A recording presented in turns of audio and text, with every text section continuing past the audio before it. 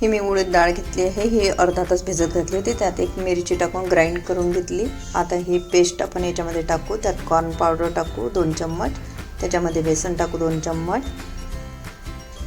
आणि त्याच्यामध्ये हे गार्लिक आणि जिंजरची पेस्ट, त्याच्यानंतर सोप, कढीपत्ता, त्याच्यानंतर धने, त्याच्यानंतर सांबार, कांदा वगैरे हे सगळं असं आपण मिक्स करून घेऊ. त्याच्यामध्ये आपण सोडा टाकू थोडासा, त्याच्यामध्ये हळद, जिरं आणि हे सगळं तिखट वगैरे, धने पावडर, मीठ वगैरे टाकून आपण सगळं मिक्स करून घेऊ आणि याच्यामध्ये गरम तेल टाकू थोडंसं आणि हे पकोडे तळून घेऊ.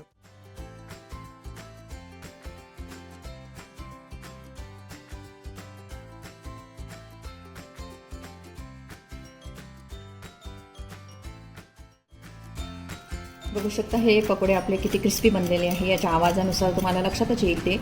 आणि ही जी मी हिरवी चटणी आणि हा सॉस जो बनवला आहे, मी हा स्वतः घरी बनवला आहे. हा जर तुम्हाला बनवायचा असेल तर ते तसं मला कमेंटमध्ये सांगा.